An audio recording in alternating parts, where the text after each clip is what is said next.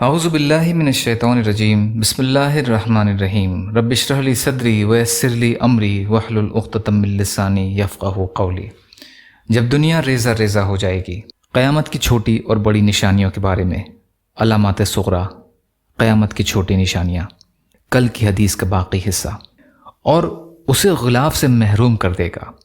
میں گویا اس کو دیکھ رہا ہوں، گنجا، ٹیڑھے ہاتھ پاؤں والا، کعبہ کو اپنے بیلچے اور کدال کے ذریعے سے ڈھا رہا ہے۔ اسبل، یہ اسبل کا تصغیر ہے، یعنی اس کے سر پر بال نہیں ہوں گے۔ افیدہ، جوڑوں میں ٹیڑھا پن، گویا وہ اپنی جگہ سے ہٹے ہوئے ہیں۔ بمشہات، یعنی اپنے پھاوڑے سے گرائے گا۔ یہاں لوگوں کے ذہنوں میں ایک سوال پیدا ہوتا ہے کہ وہ حبشی کعبہ کو کیسے گرائے گا جبکہ اللہ تعالیٰ نے مکہ کو امن والا حرم بنایا ہے۔ ارشاد باری تعالیٰ ہے، کیا یہ دیکھتے نہیں کہ ہم نے حرم کو امن والا بنایا ہے؟ اور ارشاد فرمایا، کیا ہم نے انہیں امن اور امان اور حرمت والے حرم میں جگہ نہیں دی؟ سورہ عنکبوت اور سورہ قصص کی آیتوں کا ترجمہ، اور یہ حدیث مسند احمد کی ہے۔ نیز ارشاد باری تعالیٰ ہے، اور جو بھی ظلم کے ساتھ وہاں الحد کا ارادہ کرے گا۔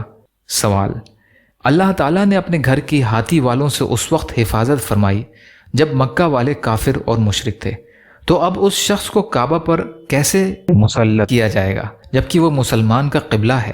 اس کا جواب یہ ہے کہ پہلی بات یہ ہے کہ بیت اللہ شریف قرب قیامت تک امن والے حرم کی حیثیت سے محفوظ رہے گا، قیامت قائم ہونے اور دنیا کے تباہ ہونے تک نہیں۔ آیت میں قیامت کے برپا ہونے تک امن کے باقی رہنے کا ذکر نہیں ہے۔ آیت کریمہ صرف یہ بتلا رہی ہے کہ جب یہ آیت نازل ہو رہی تھی اس زمانے میں حرم بہت امن اور حفاظت والی جگہ تھی۔ یہ نہیں فرمایا گیا کہ یہ امن و امان قیامت تک باقی رہے گا۔ دوسری بات اس سلسلے میں یہ ہے کہ خود نبی کریم صلی اللہ علیہ وسلم نے اپنے ایک ارشاد میں اشارہ فرمایا کہ ایک وقت آئے گا جب اس گھر کی حفاظت کو اس کے رہنے والے ہی پامال کر دیں گے۔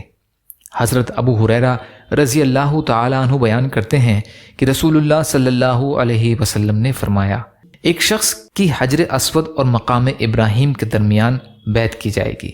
اس گھر کی حفاظت کو اس کے رہنے والے ہی پامال کریں گے، اور جب ایسا ہوگا تو پھر عربوں کی ہلاکت اور بربادی کے بارے میں نہ پوچھا جائے گا۔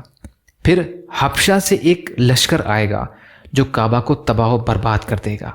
اس تباہی کے بعد پھر اللہ کا یہ گھر کبھی آباد نہ ہو سکے گا، یہی لوگ اس کے خزانے بھی نکال کر لے جائیں گے۔